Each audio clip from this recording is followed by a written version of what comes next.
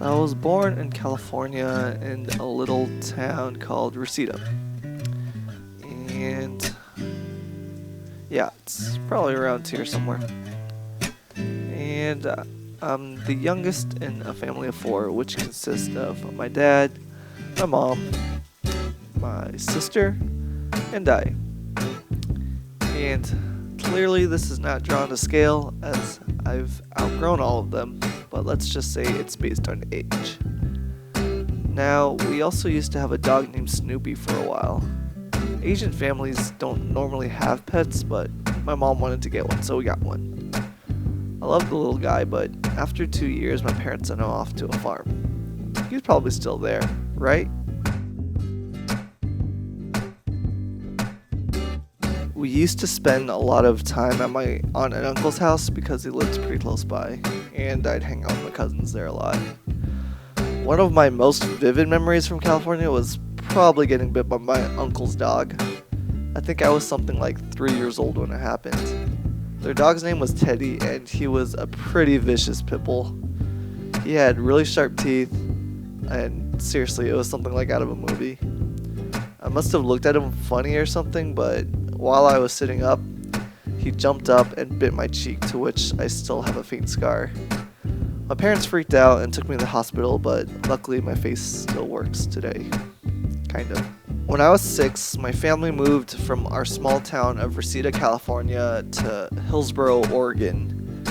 And I didn't really understand it at the time, and I was upset that I'd be moving away from my cousins. I would also be further away from Disneyland, which also sucked. Like, why would you ever move away from Disneyland? The reason for the move was because my dad accepted a job offer to be a pastor at a place called Aloha Vietnamese Baptist Church. I didn't know it at the time, but this place would become one of the most important places in my life over the next 18 years. The elementary school I went to was called Ladd Acres.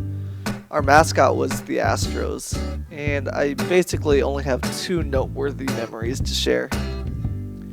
The first one was peeing my pants in 3rd grade. During timed arithmetic tests, I was in charge of letting the class know how much time they had left. One day during a particular time test, I really had to pee. I couldn't leave though, because how else would anyone know how much time they had left? I could not let my classmates down. I basically took one for the team. 3 years later, in 6th grade, I'd redeem myself. Every year, the 6th graders played the teachers at basketball.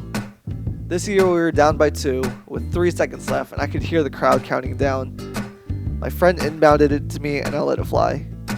It wasn't exactly a perfect swish, more like a toilet, but it went in anyways.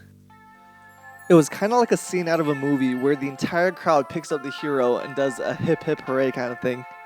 My crush at the time, we'll call her CM, came up to me and said, "Awesome job, Tim." Having sky-high confidence at the time, I asked her out. She said no. My first time asking out a girl and I got rejected, so obviously I was a little heartbroken. But before I knew it, I graduated from Ladd Acres and went on to Brown Middle School.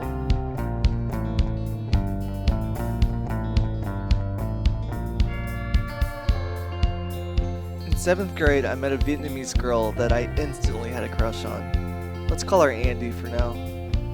During one of our middle school dances, my friend pressured me into asking her to dance. Not that I knew how to dance, but I asked her anyways.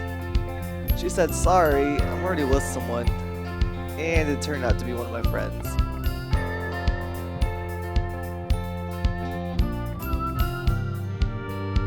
So on top of being heartbroken, there was one other kid who constantly felt like he needed to bully me.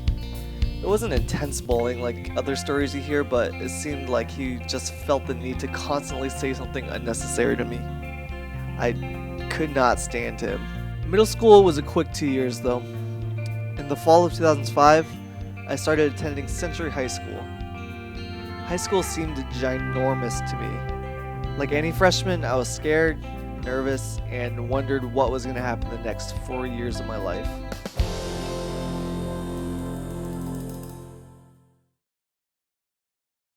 Actually, my first memory in 9th grade happened outside of school.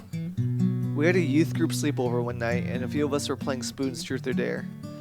It's a card game, and basically, if you don't get the last spoon, you have to do a truth or dare. Now, I had a crush on one of the girls in our church. We'll call her Kay for now. Long story short, I lost one of the rounds and I chose dare. My dare? Kiss the person you like on the cheek. I was stupid nervous. I even told her I didn't like her anymore to try to make it less weird. Then I kissed her on the cheek. That was cool and all, but I still didn't know how she felt about it. That is, until a few rounds later when she got the same dare. She kissed one of my friends on the cheek.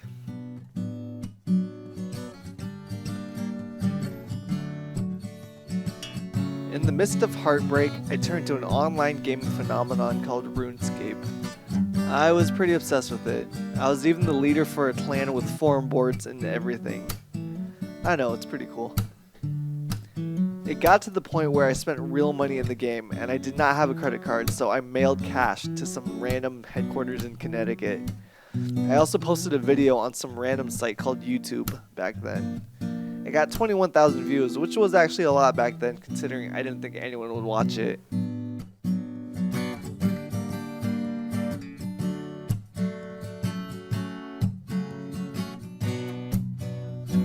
My sophomore year was the beginning of the Yahoo Messenger group. They were a younger group from my church that I started to hang out with more. Every time I logged on Yahoo Messenger, there was one screen name in particular that I'd always look for, but I won't name any names.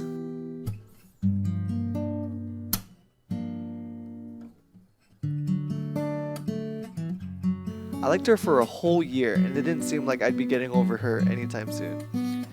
That is, until she went on vacation to Vietnam. When you're on completely different sides of the world, it helps you get over someone.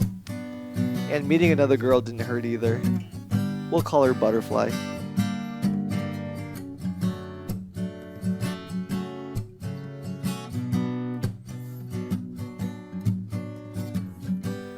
For the first time in my life, the girl I liked actually liked me back. We talked on the phone every night. I remember sneaking down into my basement to talk to her on my cousin's cell phone because I didn't have one at the time. I finally asked her, "Will you go outside with me?" Then I asked her out for real and she said yes. It was all fun and games until a month later when we broke up. Shortly after Butterfly, I started noticing another girl at school. Let's call her Cookie.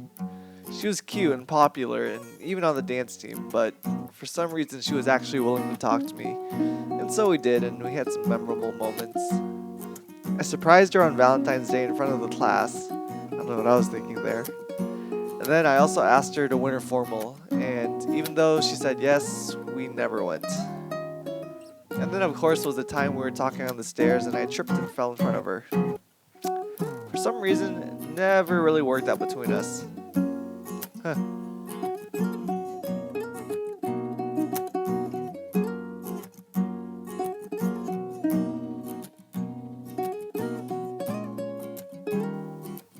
Now, senior year, everyone looks forward to prom because it's almost like a rite of passage. The first girl I asked, we'll call her Banana. Banana always joked about wanting to go to prom with me, but secretly I was going to ask her all along. That is, until she didn't want to go with me anymore.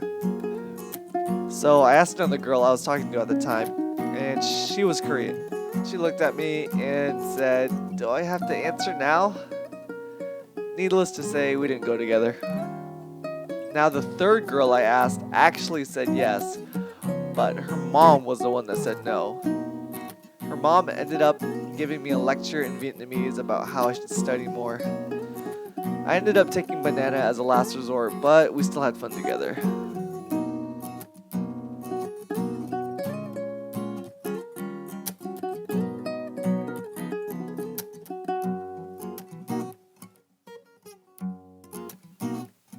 Now, I don't want to make this video too long, so I'll come out with a part 2 later on, if I ever get around to it. But anyways, thanks for watching, and I'll see you later.